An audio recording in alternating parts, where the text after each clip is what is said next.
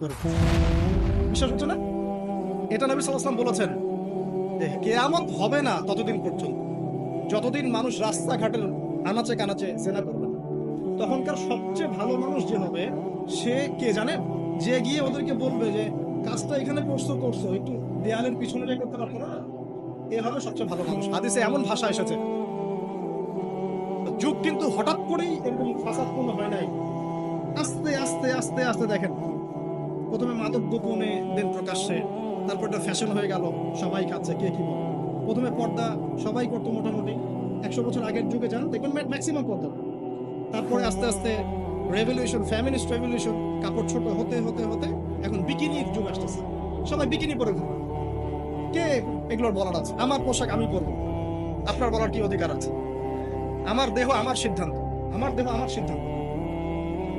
এরপরে আসবে ওই যুগটা যখন মানুষ রাস্তাঘাটে জেনা করবে, আর আল্লাহ রাব্বুল আলামিন বলেছেন তার রাসূলের মাধ্যমে ওদের সামনে কিয়ামত হবে ইনশাআল্লাহ।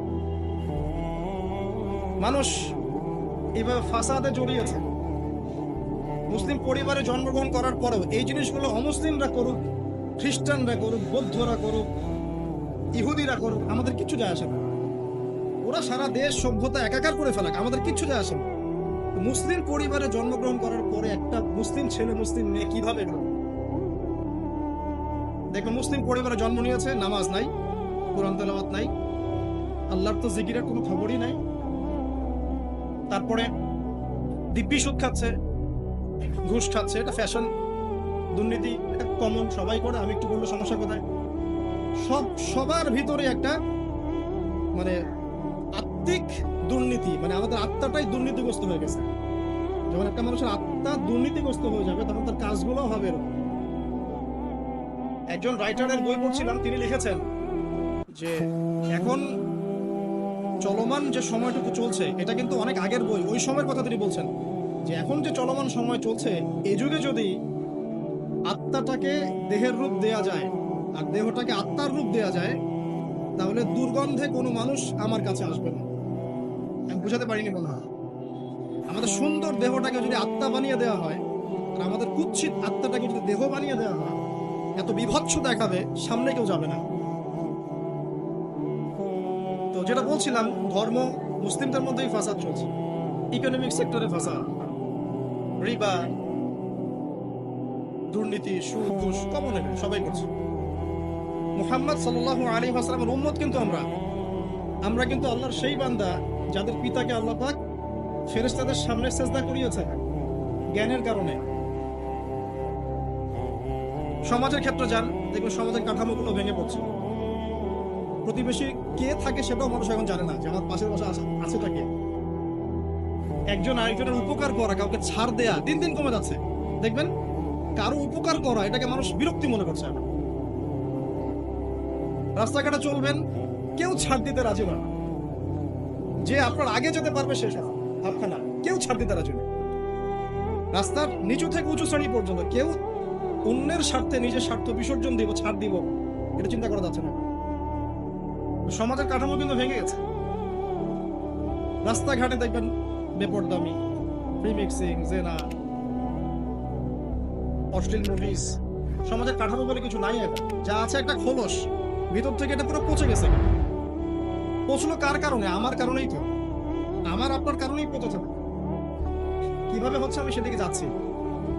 পলিটিক্সে যান, গ্লোবাল অ্যাফেয়ার্সে যান, ফাসাদ আর ফাসাদ। বিশ্ব নিয়ন্ত্রকদের এখন একটাই কাজ, যুদ্ধ বাঁধিয়ে দেওয়া আর অস্ত্র বিক্রি করা। কারণ কার মাঝখানে যুদ্ধ বাঁধাবে আর কোথায় কোথায় অস্ত্র বিক্রি করবে, এটাই টেন্ডেন্সি, কিচ্ছু না। মানুষের জীবনে কোনো মূল্যই নেই এদের কাছে। একটা বোমে যে ইয়েমেনের হাজার হাজার শিশু মারা যাচ্ছে, কোনো ফিলিংসই নাই। বাচ্চাগুলো মরে গেল, কি হয়েছে? মনে পিঁপড়া ডলে দিলে যেমন মানুষের কোনো ফিলিংস থাকে না, মানুষের জীবনের মূল্য এমন হয়ে গেছে। নবী সাল্লাল্লাহু আলাইহি ওয়াসাল্লাম এটা বলেছিলেন যে শেষ জামানে হারাজ বেড়ে যাবে। হারাজ মানে হত্যা। কাতিল যে হত্যাকারী সে জানবে না লিমা কাতালা, কি জন্য সে হত্যা করলো। মাকতুল সে জানবে না যে লিমা কুতিল, কি জন্য তাকে হত্যা করা হলো। আর নিয়ন্ত্রণ শক্তি যারা, সমস্ত বিশ্বটাকে ওদের দাসত্বের মধ্যে আনতে চায়। আর এই দাসত্বের পথে একমাত্র বাধা হচ্ছে মুসলিমরা, বাকিরা তো আর বাধা না। এই কারণে মুসলিম সমাজের মধ্যে এগুলো বেশি বেশি ছড়িয়ে দেওয়া হচ্ছে, পর্ন, জিনা, মাদক, এটা সেটা, যাতে করে মুসলিমদের আধ্যাত্মিক যে শক্তিটা এটা না থাকে। যখন আপনার কাছে আধ্যাত্মিক কোনো শক্তি থাকবে না, তখন আপনি পরাজিত। তো সুদ ছড়িয়ে দিচ্ছে সারা ওয়ার্ল্ডে। সুদ কি আর বাংলাদেশ থেকে এসেছে? সুদ পশ্চিম থেকে আসছে। কি বাংলাদেশ থেকে আসছে? পশ্চিম থেকে আসছে। পৃথিবীর প্রথম যে মুভি এটা তৈরি করেছে ব্রিটেন, সরি আমেরিকা। 7 মিনিটের ক্লিপস ক্যালিফোর্নিয়া শুট করা হয়েছে, এবং তারপর আস্তে আস্তে সারা ওয়ার্ল্ডে ছড়িয়ে দেওয়া হচ্ছে। সারা বিশ্বে এই বিজনেস হয় $97 বিলিয়ন প্রতি বছর, যার মধ্যে $12 বিলিয়ন প্রফিট করে আমেরিকা। খোলামেলা কথা বলো, এটা ইন্ডাস্ট্রি একটা। এটা দিয়ে মুসলিম যুবকদের নৈতিক চরিত্রটাকে শেষ করে ফেলা হচ্ছে। আমাকে খুব ভালো মনে হচ্ছে, আপনাকে খুব ভালো মনে হচ্ছে, অমুক হুজুরকে খুব ভালো মনে হচ্ছে। চোখে এসব পড়ে নাই এমন একটা মানুষ খুঁজে পাওয়া যাবে না এই যুগে, এটা আমার বক্তব্য। ইল্লা মাশাআল্লাহ, ইল্লা মাশাআল্লাহ। যদি এমন কেউ থেকে থাকেন যে এইসব মানে কি বলবো ইন্টারনেট সেকশনের সাথে কোনো সম্পর্কই নাই, তার ব্যাপারটা হয়তো ভিন্ন। বাকি সবার চোখে এগুলো পড়ছে এবং এটা কমন। এবং এগুলো কিন্তু দিন দিন গ্রামে বাড়ছে বেশি। কারণ কি, শহরের মানুষ এগুলো দেখতে একটু অভ্যস্ত যে মেয়েরা এমনি হাঁটে, অমনি হাঁটে, এরকমই ড্রেস পরে। আর গ্রামে তো এইসব কম ছিল। যখন গ্রামে এই পর্ন চলে গেছে, তখন গ্রামের যুবককে আর কে ঠেকায়? এখন সে প্রতিদিন দেখা যাচ্ছে গ্রামে গঞ্জে ধর্ষণ করছে, মেয়ে ওর কাছে একটা ভোগের বস্তু, ওষুধ তো আর দমন করতে পারছে না, আক্রমণ। আর এসবের যেহেতু ইসলামিক কোনো বিচার হচ্ছে না, ইসলামিক লস কেমন, যে একজন চুরি করেছে, জুমার দিন নামাজ হবে, নামাজের পরে সমস্ত এলাকার লোকজন দাঁড়িয়ে থাকবে, সমস্ত এলাকার লোকজনের সামনে তার হাতটা কেটে ফেলে দেবে। এলাকার সব লোক দেখবে চুরি করলে এই শাস্তি, ভয় আর চুরি করতে যাবে। কেউ কাউকে অন্যায়ভাবে হত্যা করেছে, তারও কেসাস করতে হবে, এবং সেটা সবাই জানবে যে ও হত্যা করেছে, এ তাকে কেসাস করেছে। কেউ কারো চোখ উপরে ফেলেছে, ওরও চোখ। কেউ কারো হাত ভেঙে ফেলেছে, ওরও হাত। হাতের বদলে হাত, চোখের বদলে চোখ, কানের বদলে কান, কেসাস। ধর্ষণ করেছে, জনসমক্ষে সবার সামনে নিয়ে এসে দেন কোর্ট বসে সাক্ষী প্রমাণ নিয়ে মৃত্যুদণ্ড। সবাই দেখবে যে মৃত্যুদণ্ড। প্রয়োজনে এই যে প্রজেক্টর লাগিয়ে দেখা, এই যে এই কাজ করেছে, এই শাস্তি। রাস্তাঘাটে ইফটিজিং হচ্ছে, মোবাইল কোর্ট থাকবে, ইফটিজিং হচ্ছে, রিপোর্ট প্রমাণ ধরা হবে, সাথে সাথে বিচার। এরকম একটা মাস করলে পরে দেখবেন অপরাধের মাত্রা বাড়ে না কম। আল্লাহর কসম করে বলছি, এটা ইনশাআল্লাহ 80% কমে যাবে ইনশাআল্লাহ। কিন্তু এটা করলে কি হবে জানেন? ওই যে পশ্চিমে বসে আছে বিশ্ব নিয়ন্ত্রণ সংস্থা, ওরা বলবে যে স্টেটের দিকে নজর রাখো, এরা মৌলবাদী হয়ে যাচ্ছে, এরা সন্ত্রাসী হচ্ছে, মানবাধিকার লঙ্ঘন করছে, ইত্যাদি ইত্যাদি। অথচ তুমি মিয়া সারা বিশ্বের মধ্যে লাখ লাখ মানুষকে বোম মেরে হত্যা করে দাও, তোমার মানবাধিকার লঙ্ঘন হয় না? সবখানেই ফাঁসা। হকটাকে মানুষ বাতিল মনে করছে, বাতিলকে মানুষ হক মনে করছে। সত্যবাদী তাকে মিথ্যাবাদী বলা হচ্ছে, মিথ্যাবাদীকে সত্যবাদী বলা হয়। এখানে মুসলিমদের জীবনের মূল্য কমে গেছে। ওদিকে আর লম্বা করছি না, আমি আমার লেকচারের মূল জায়গায় আসছি। এখান থেকে আমি লেকচার একটা দিকে ফোকাস করে আমি শেষ করব। সেটা হলো, এই সমস্ত প্রবলেমস গুলো আমাদের পক্ষে সলভ করা সম্ভব নয়। সলভ করার মতো ক্ষমতা আমাদের নাই, অনেক ক্ষেত্রে আমাদের সেই জ্ঞানও নাই, এগুলো নিয়ে ভাবার সময়ও নাই। কিন্তু একটা জায়গায় আমরা ফোকাস করতে পারি, একটা জায়গায়। আজকের লেকচারের এটা সবচেয়ে মূল জায়গা। সেটা হচ্ছে আল্লাহ পাক আমাদেরকে স্ব পরিবার দিয়েছেন, তাই নাই? এবং এই পরিবারটা হচ্ছে একটা সমাজের গঠন একক। আমরা পড়েছি না গঠন একক? একটা জিনিস, একটা কোষ, তার মধ্যে গঠন একক আছে না, অণু পরমাণু আছে না? সমাজ হচ্ছে, সমাজের অণু বা পরমাণু হচ্ছে পরিবার। একটা সমাজে যদি 100টা পরিবার থাকে, তার মধ্যে যদি 90টা পরিবার সৎ হয়, আল্লাহ ওয়ালা হয়, ইসলামিক অনুশাসন মেনে চলে সত্যিকার অর্থেই, ইনশাআল্লাহ ওই সমাজটা কিন্তু দেখবেন 8-10টা সমাজের চেয়ে ভালো থাকবে ইনশাআল্লাহ। আর একটা সমাজে মনে করেন 100টা পরিবার আছে, 90টাই ইসলামের বিরোধী শক্তি, ইসলামের এগেইনস্টে চলে, ইসলামের কোনো পরোয়া নাই, আল্লাহ পাকের হুকুম আহকামের 5 পয়সা পরোয়া নাই। ওই সমাজের অবস্থা নিঃসন্দেহে দুনিয়াতে ধ্বংস হবে, আখিরাতে ধ্বংস হবে। আর এই সমাজগুলোকে নিয়েই তো একটা রাষ্ট্র হয় নাকি? আর এইভাবে রাষ্ট্র নিয়েই তো বিশ্ব। তাহলে ক্ষুদ্রতম যে জায়গাটা, সেটা কি? পরিবার। এই জায়গায় আল্লাহ পাক আপনাকে কর্তৃত্ব দিয়েছেন, এখানে কিন্তু আপনার উপর লাঠি কেউ ঘোরাচ্ছে না। আপনি অ্যাজ এ বাবা আপনি পরিবারের কর্তা, অ্যাজ এ স্বামী আপনি পরিবারের কর্তা, ভাই আপনি পরিবারের কর্তা। আমাদের প্রথম স্টার্টিংটা এই ফ্যামিলি থেকে করা উচিত। তো আল্লাহ পাক এই বিষয়ে কি বলছেন আমি একটা বলে সামনে যাই। আল্লাহ পাক সূরা তাহরিমের মধ্যে 6 নম্বর আয়াতে বলেছেন যে ইয়া আইয়ুহাল্লাযীনা আমানু, হে মুমিনগণ, আমাদেরকে আল্লাহ পাক বলছেন হে মুমিনগণ, কু আনফুসাকুম ওয়া আহলিকুম নার, তুমি নিজে জাহান্নামের আগুন থেকে বাঁচো, আগে নিজের চরকায় তুমি তেল দাও, নিজে জাহান্নামের আগুন থেকে বাঁচো, ওয়া আহলিকুম নার, তোমার যে পরিবারবর্গ আছে এদেরকে জাহান্নাম থেকে বাঁচাও। কেমন দেখেন, আপনাদের বাসায় ছোট ছোট বাচ্চা কাচ্চা আছে না? আচ্ছা, তো একটা বাচ্চা যদি আগুন ধরতে যায়, ধরেন ও বোঝে না যে আগুন কেমন হবে, ছোট বাচ্চা, আল্লাহ না করুন, সে ধরেন একটা কয়লা ধরতে যাচ্ছে, হ্যাঁ, আগুন হাত দিতে যাচ্ছে, তো আপনি কি করবেন? আপনি তাকে সেভ করার চেষ্টা করবেন। সে যদি বলে না আমাকে ছেড়ে দাও আমি ধরবই, আপনি প্রয়োজনে একটা থাপ্পড় দিয়ে হলে সরাবেন, তাই না? এটা হচ্ছে বাঁচানো। আপনি আপনার শিশুটাকে এই যে হাতে আগুন নেওয়া থেকে বাঁচালেন। আল্লাহ পাক এটা বলছেন নিজে বাঁচো, পরিবার বর্গকেও বাঁচাও। পরিবার বর্গ যদি শুনতে না চায়, না আমি জেনা করব না, আমি গান শুনবো না, আমি মদ খাবই না, আমি এইটা করবো ওইটা করবো, যদি আপনি বুঝে থাকেন যে আপনার কথাটা হক, শাসন করে হলেও তো তাকে বারণ করতে হবে। এখানে আল্লাহ পাকের নসিহত হচ্ছে তোমরা নিজেরা জাহান্নামের আগুন থেকে বাঁচো, পরিবার বর্গকে বাঁচাও। কোন জাহান্নাম থেকে বাঁচবে? আলাইহা মালাইকাতুন গিলাজুন শিদাদ, যেই জাহান্নামে কঠিন কঠিন মনের ফেরেশতারা আছে, পাষাণ মনের ফেরেশতা। আল্লাহ পাক তাদের মনের মধ্যে কোনো দয়া মায়া দেন নাই। আমাদের মনে দয়া মায়া আছে না, এই দয়া মায়াও আল্লাহ পাক তাদেরকে দেন, শুধু আযাব দেওয়ার মতো শক্তি সামর্থ্য এবং কঠিন একটা মন দিয়েছেন। অন্য সূরায় আছে তাদের সংখ্যা 19 জন। কতজন? 19 জন, মানে তারা দায়িত্বশীল। বাকি আর যে কত হাজার লক্ষ কোটি আছে আল্লাহ বলেন আলাইহা তিসআতা আশর, আল্লাহ পাক বলেছেন। তো আলাইহা মালাইকাতুন গিলাজুন শিদাদ লা ইয়াসুনাল্লাহা মা আমারাহুম ওয়া ইয়াফআলুনা মা ইউমারুন। আল্লাহ পাক ওই ফেরেশতাদেরকে যে আদেশ করেন সেই আদেশ পালনে তারা বিন্দু মাত্র গাফেলতি করে না।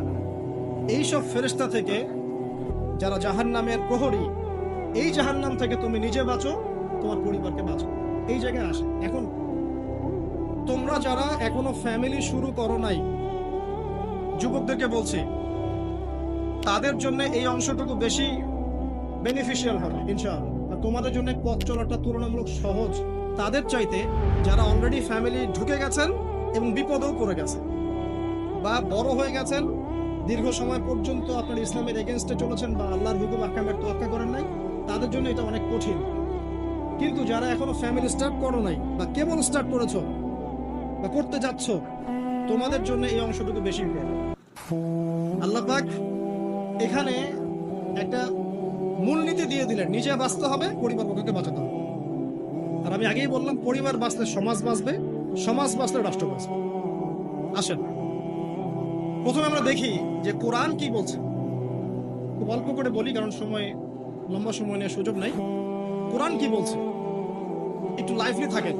আদম এবং হাওয়া আলাইহিম আসসালাম, মনে আছে? তাদের দুইজনকে আল্লাহ পাক পৃথিবীতে নামিয়ে দিয়েছেন না? যে ভুলটা তারা করেছে সেই ভুলের ফল তারা দুইজনের সমানভাবে শেয়ার করে নিচ্ছেন না? বুঝতে পারছেন? আল্লাহর সীমা লঙ্ঘন করার পরে তাদেরকে যে আল্লাহ পাক নামিয়ে দিলেন পৃথিবীতে, এখন এই যে লম্বা সময় তাদেরকে পৃথিবীতে থাকতে হবে, পৃথিবীর এইসব ভোগান্তি পোহাতে হবে, হ্যাঁ, জান্নাতের সেই নাজ নেয়ামত থাকছে না, এই যে কষ্টের পথ চলা, এই পথ চলাতে কি স্বামী স্ত্রী একসাথে না? এভাবে যদি পরিবারের স্বামী এবং স্ত্রীরা তাদের জীবনের উদ্দেশ্যটা ফিক্স করতে পারে এবং সমস্ত বাধা বিপত্তিকে হাসি মুখে একসাথে ডিঙাতে পারে, পরিবারের শান্তি আছে। যদি না পারে তাহলে বুঝবেন যে সে আদর্শ স্বামী ছিল না, অথবা সে আদর্শ স্ত্রী ছিল না। এখান থেকে শিক্ষা হচ্ছে দুইজনের জীবনের উদ্দেশ্য একই রকম হতে হবে, দুইজনের লাইফের মিশন সেম হতে হবে, তখন আপনি পরিবারে শান্তি পাবেন। যদি না হয় তাহলে আপনি বিয়ের মধ্যে ভুল করেছেন। অতএব এই জায়গায় নসিহতটা প্রথম নেন। তারপরে চলে আসেন নূহ আলাইহিস সালাম, মনে আছে না? তার একজন ছেলে ছিল, সে কি মুমিন ছিল? করেন নাই, সে কিন্তু মুমিন ছিল না, সে অস্বীকারী ছিল। তার নূহ আলাইহিস সালামের স্ত্রী, সে কি মুসলিম ছিল? চিন্তা করতে পারেন, একজন নবীর স্ত্রী মুসলিম নন, একজন নবীর ছেলে, তিনি আল্লাহর আদেশের পরোয়া করছেন না। আল্লাহ বলছেন লাইসা মিন আহলিক, এই ছেলে তোমার পরিবারের কেউ না। নূহ আলাইহিস সালাম বলছেন, হে আল্লাহ, সে আমার পরিবারের একজন, তাকে ক্ষমা করে দাও। আল্লাহ বলছেন লাইসা মিন আহলিক, সে তোমার পরিবারের কেউ না। নবী পরিবারের সদস্য হওয়া সত্ত্বেও লূত আলাইহিস সালামের স্ত্রী, সে কি জান্নাতি না জাহান্নামী? তাহলে এখানে বোঝেন যে নবী পরিবার হলেও যদি ব্যক্তিগত পর্যায়ে মানুষের মধ্যে ঈমান ইসলাম না থাকে, তাহলে এইসব বংশের পরিচয়, রক্ত, বর্ণ, জাতীয়তাবাদ, ভাষা, এগুলো মানুষকে আল্লাহর আযাব থেকে বাঁচাতে পারে। নবীর পরিবারের সদস্য হওয়া সত্ত্বেও তারা জাহান্নামে আছে। শ্রোতাহারি বলেন, তাহলে আমাদের কাজ কি? নিজের চটকাটা তেল দেওয়া না। আমি কত বড় আলেমের ছেলে, আমি কত বড় দায়ীর স্ত্রী, আমি কত বড় মুফাসসির মুহাদ্দিসের সন্তান, ভাই, এসবের কোনো মূল্য নাই। নিজে আমি ভালো কিনা, নিজে প্রকৃত মুসলিম মুমিন কিনা, এটার মূল্য আছে। এই কারণেই হয়তো আমাদের নবী সাল্লাল্লাহু আলাইহি ওয়াসাল্লাম তার মেয়ে ফাতিমা রাদিয়াল্লাহু আনহাকে বলছেন, হে ফাতিমা, হে আমার কলিজার টুকরা মেয়ে, হে আমার কলিজার টুকরা মেয়ে, তুমি শোনো, পৃথিবীতে আমার কাছে যা চাওয়ার তুমি চেয়ে নাও, পরকালে আমি তোমার কোনো হেল্প করতে পারছি না। অথচ আমরা জানি নবী সাল্লাল্লাহু আলাইহি ওয়াসাল্লাম সবার জন্য কি করবেন? সুপারিশ করবেন, সেটা অন্য বিষয়। তোমাকে তোমার হিসাব একাই দিতে হবে, নবী সাল্লাল্লাহু আলাইহি ওয়াসাল্লাম এটা বলেছেন। একদিন তিনি বাসায় ঢুকলেন, দেখছেন আয়েশা রাদিয়াল্লাহু আনহা কান্নাকাটি করছেন। আয়েশা, আর বলে রাখি, আয়েশা রাদিয়াল্লাহু আনহা সম্পর্কে আমাদের নবীজি বলেছেন, তাকে প্রশ্ন করা হচ্ছে, আপনি পৃথিবীতে সবচেয়ে বেশি কাকে ভালোবাসেন? তিনি বলছেন আয়েশাকে। তারপরে কাকে ভালোবাসেন? আবু বকর। তারপর কাকে ভালোবাসেন? ওমর। কথা বুঝতে পারছেন? সেই আয়েশা রাদিয়াল্লাহু আনহা বাসায় কান্নাকাটি করছেন। তিনি বলছেন, কি জন্য কাঁদছো হে আয়েশা? আয়েশা রাদিয়াল্লাহু আনহা বলছেন, জাহান্নামের আযাবের ভয়ে আমি কাঁদছি। কি হবে ইয়া রাসূলুল্লাহ আমাদের শেষ? তখন আল্লাহর নবী তার স্ত্রীকে বলছেন, যাকে তিনি সবচেয়ে বেশি ভালোবাসেন, তাকে বলছেন, তিনটা ক্ষেত্র বা তিনটা জায়গা আছে যখন পৃথিবীর কোনো মানুষকে চিনতে পারবে না পরকালে, এমনকি আমিও তোমাকে চিনতে পারবো। সেটা কি? যখন এই যে মিজানের পাল্লাটা দাঁড় করাবো, যে এটা ভারী হচ্ছে না হালকা হচ্ছে, এই সময় কেউ কাউকে চিনবে না, কারো কথা কারো মনে থাকবে না। যে গার্লফ্রেন্ডের জন্য আপনি জীবন দিচ্ছেন, তার কথা আপনার মনে থাকবে না। যে স্ত্রী সন্তানের জন্য আপনি সারা জীবন দুর্নীতি করে গেলেন, তার কথা আপনার মনে থাকবে না। এমনকি যে স্ত্রীর কাছে আপনি অনেক প্রেমময় স্বামী, সেও আপনার কথা মনে রাখবে যখন মিজানের পাল্লাটা উঁচু করা। দুই, যখন আমল নামা ছুড়ে দেওয়া হবে, আমল নামা এইভাবে উন্মুক্ত করে ছুড়ে দেওয়া হবে, ইকরা কিতাবাক, তুমি আজকে তোমার কিতাব পড়ো, ওয়া কাফা বিনাফসিকা আল-ইয়াওমা আলাইকা হাসিবা, আজকে তুমি নিজেই তোমার নফসের হিসাব নেওয়ার জন্য যথেষ্ট। এই সময় আয়েশা, আমি তোমার কথা মনে রাখতে পারি। আরেকটা হচ্ছে যখন মানুষ পুলসিরাত পার হবে, তখন কেউ কারো কথা মনে রাখবে। এখান থেকে শিক্ষা কি? নূহ আলাইহিস সালামের পরিবারের সদস্য হয়েও তারা আল্লাহর আনুগত্য না করার কারণে জাহান্নামে যাচ্ছে। লূত আলাইহিস সালামের পরিবারের সদস্য হয়েও ঈমান না আনার কারণে তারা কি করছেন? জাহান্নামে যাচ্ছেন। আমাদের শিক্ষা হচ্ছে আমাদের পরিবারগুলো, যে আমাদের এই বংশ, আমাদের এই যে টাকা পয়সা, স্ট্যাটাস, রং, হ্যাঁ, বাড়ি গাড়ি, পলিটিক্যাল পদ, কোনো কিছুই আমাদেরকে আল্লাহর আযাব থেকে বাঁচাতে পারবে না যদি আমরা প্রকৃত মুসলিম মুমিন না হতে পারি। পরিবারের সদস্যদেরকে আল্লাহ পাক ঈমানদার হওয়ার তৌফিক এনায়েত করুন। এবার আসেন সামনে, আরো সামনে যান। দেখেন ওই যে ইব্রাহিম আলাইহিস সালাম, দেখেছেন? মনে আছে? বাবা হচ্ছে ওই সমাজের সবচেয়ে বড় লিডারের ডান হাত, নমরুদের ডান হাত। সে হচ্ছে মূর্তি পূজারীদের সর্দার, মানে মূর্তি সে বানাতো, স্ট্যাচু মেকার। ইব্রাহিম আলাইহিস সালামকে আল্লাহ পাক ওই ঘরেই জন্ম দিয়েছেন যেখানে তার বাবা একজন শিরকের কাণ্ডারি। ইব্রাহিম আলাইহিস সালাম তাকে বোঝানোর চেষ্টা করলেন, বাবা, এটা শিরক, এটা শয়তানের কাজ, এখান থেকে ফিরে আসো, আমি তোমার জন্য আল্লাহর কাছে দোয়া করবো ইত্যাদি। বাবা তার কথা শুনবো না। তবে এমন না যে তিনি শুধু একবার বলেছেন, তিনি হয়তো বলতেই ছিলেন, একদিন দুই দিন না, কিন্তু বলতেই আছে।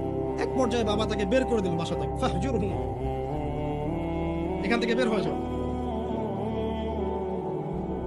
তুমি যদি আমাদের এই দেবতাদেরকে গালি দেওয়া বন্ধ না করো, তাহলে আমি তোমার মাথা পাথর দিয়ে মেরে ফাটিয়ে ফেলবো। হ্যাঁ আমার আব্বা, আপনার প্রতি শান্তি বর্ষিত হবে, আমি আল্লাহর কাছে আপনার জন্য দোয়া করব। পরে যখন আল্লাহ পাক তাকে বললেন যে কোনো মুশরিকের জন্য তোমার দোয়া করার সম্ভাবনা পাবে না, তখন থেকে ইব্রাহিম আলাইহিস সালাম দোয়া করা বন্ধ করলেন।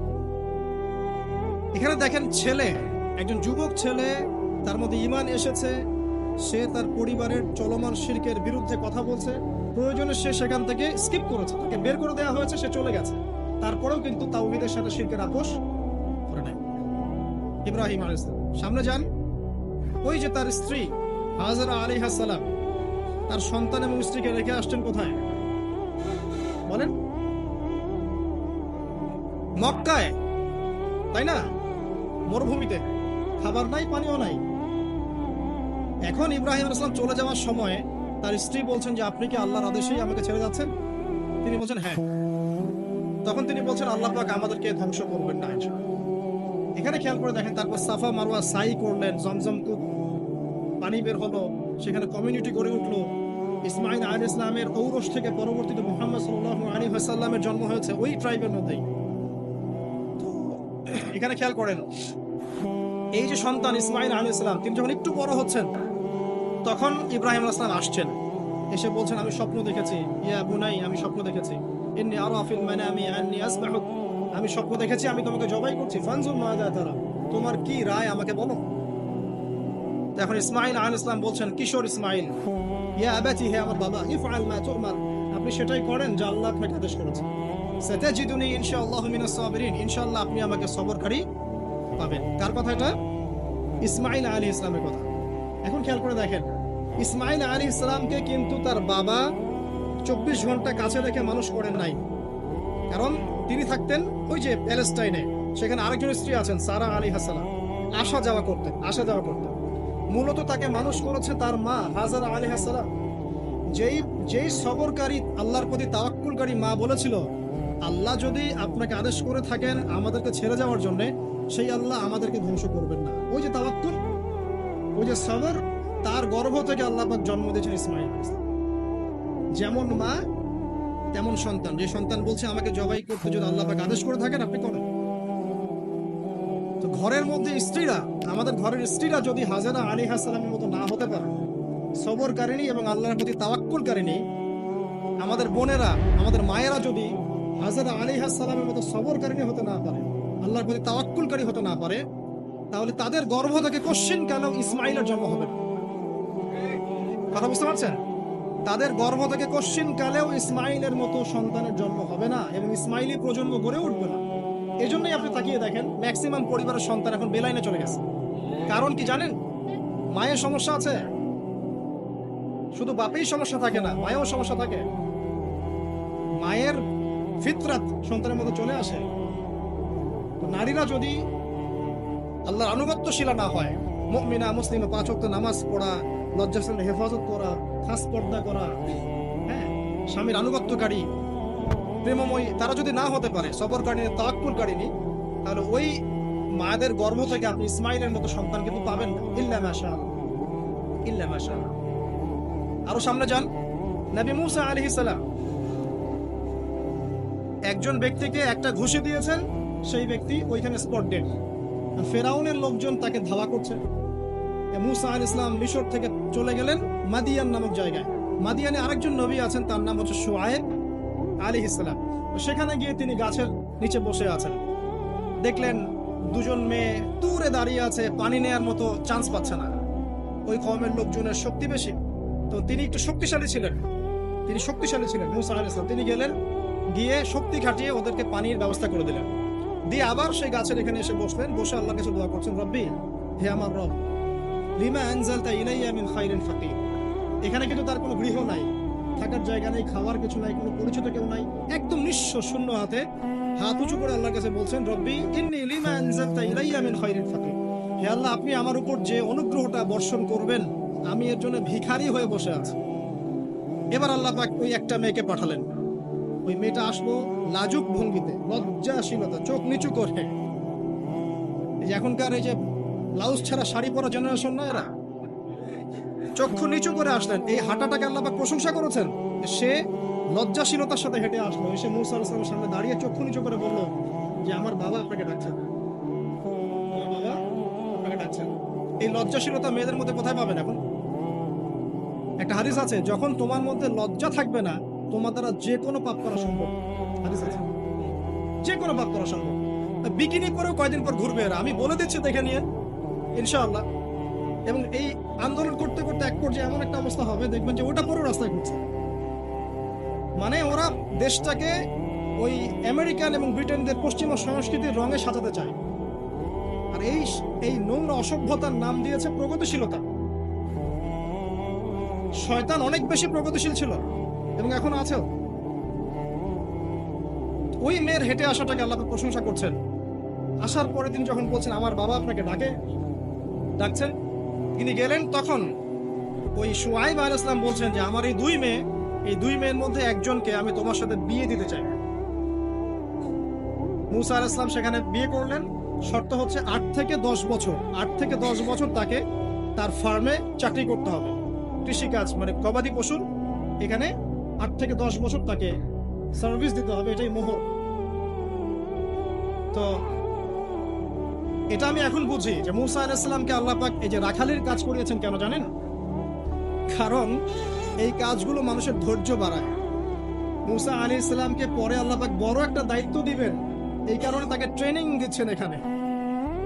তাকে আরো বড় একটা জাতিকে সামলাতে হবে যারা আরো অনেক বেশি উদ্ধত, অনেক বেশি গবাদি পশুর মতো।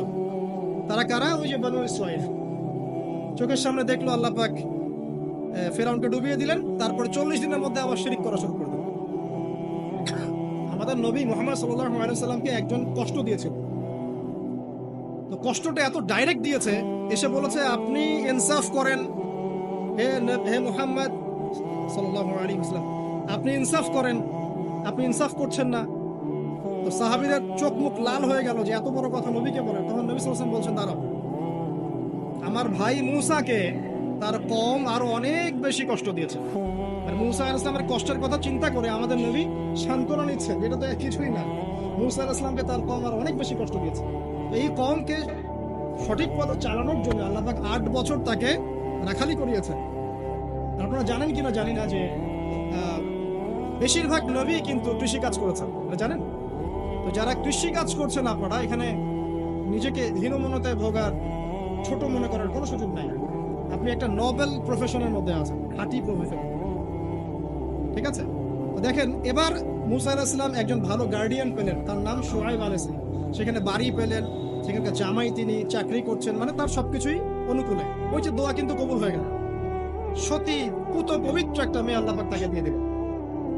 কারণ মূসা আলাইহিস সালাম ছিলেন অনেস্ট, মূসা আলাইহিস সালাম ছিলেন একটা সৎ ব্যক্তি, অনেস্ট, যিনি কখনো অশ্লীল কোনো পথে পা বাড়ান নাই। ঠিক তেমন একজন মেয়েকে আল্লাহ পাক তার জীবন সঙ্গিনী করে দিলেন। তাই আমাদের শিক্ষা হচ্ছে, আমরা যদি নিজেদেরকে পবিত্র রাখতে পারি, তোমাদেরকে বলছি, ইনশাআল্লাহ তুমি তোমার জীবনে পুত পবিত্র নেককার স্ত্রী পাবে। কিন্তু তোমরা যদি এখনকার এইসব প্রলোভনে পড়ে জেনা, মদ, পর্ন, হাবিজাবি সবকিছুর মধ্যে ঢুকে যাও, মাদকের ইত্যাদির মধ্যে, পুত পবিত্র নারী আসবে না। দেখবা যে এমন নারী তোমার জীবনে আসছে যে নিজেও পবিত্র না। আল্লাহ পাক ব্যালেন্স করেন সবসময়, ইল্লা মাশাআল্লাহ। শুধু তাই নয়, শুআইব আলাইহিস সালামের মতো একজন গার্ডিয়ান তিনি পেলেন, যিনি তাকে দ্বীনের পথে হেল্প করলেন। পরবর্তীতে মূসা আলাইহিস সালাম নবী হলেন। এখান থেকে একটা প্রমাণ আছে, দলিল, সেটা হলো বাড়ির গার্ডিয়ান যদি দিনদার হয়, শুআইব আলাইহিস সালামের মতো সাপোর্টিং হয়, পরিবারবর্গকে দ্বীনের জন্য সাপোর্ট করছে, সেই পরিবারের মধ্যে শান্তি আসবে ইনশাআল্লাহ। এবং সেই পরিবারের যুবকরা সৌভাগ্যবান, যুবতীরাও সৌভাগ্যবান, সেই পরিবারের সন্তানরা সৌভাগ্যবান। তাই পরিবারের গার্ডিয়ান যারা আছেন, আজকে খুতবা শুনছেন, আপনারা সাপোর্টিভ হন, পরিবারকে দিনের ক্ষেত্রে সাপোর্ট দেন, একটা ভালো প্যারেন্টিং করেন, আর সন্তানদেরকে সুন্দর প্যারেন্টিংস এর মধ্যে নিয়ে আসেন। আসুন সামনে যাই, এবার একটু কনক্লুশনের দিকে যাচ্ছে, আসেন। তো কোরআনের পরতে এরকম দলিল আছে। আরো দেখবেন, ইয়াকুব আলাইহিস সালাম মৃত্যুবরণ করছেন, সন্তানদেরকে ডেকে বলছেন যে আমার পরে তোমরা কার ইবাদত করবে। মানে তিনি কনসিয়াস যে আমার পরে বাচ্চা কাচ্চারা আবার যেন বিভ্রান্ত হয়ে না যায়।